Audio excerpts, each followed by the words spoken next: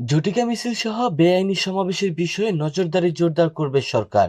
এছাড়া এর নেপথ্যে যারা সক্রিয় রয়েছেন তাদের বিরুদ্ধে কঠোর আইনি ব্যবস্থাও নেওয়া হবে। দেশের আইন শৃঙ্খলা পরিস্থিতি নিয়ে রোববার অন্তর্বর্তী সরকারের প্রধান উপদেষ্টার সভাপতিত্বে উচ্চ পর্যায়ের একটি বৈঠকে এই সিদ্ধান্ত সহ আরও বিভিন্ন বিষয়ে নির্দেশনা দেওয়া হয়েছে।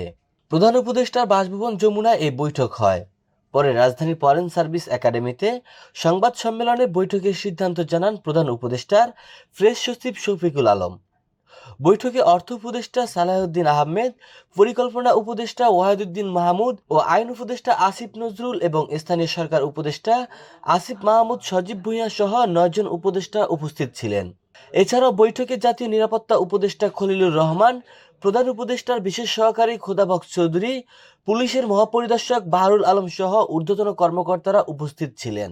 শফিকুল আলম বলেন, বৈঠকের সিদ্ধান্ত হয়েছে যে ঝটিকা মিছিল সহ বেআইনি সমাবেশের বিষয়ে মনিটরিং জোরদার করতে হবে। এর নেপথ্যে যারা সক্রিয় রয়েছেন তাদের বিরুদ্ধে কঠোর আইনি ব্যবস্থা নেওয়ার পরামর্শ দিয়েছেন প্রধান উপদেষ্টা ডক্টর মোহাম্মদ ইউনূস।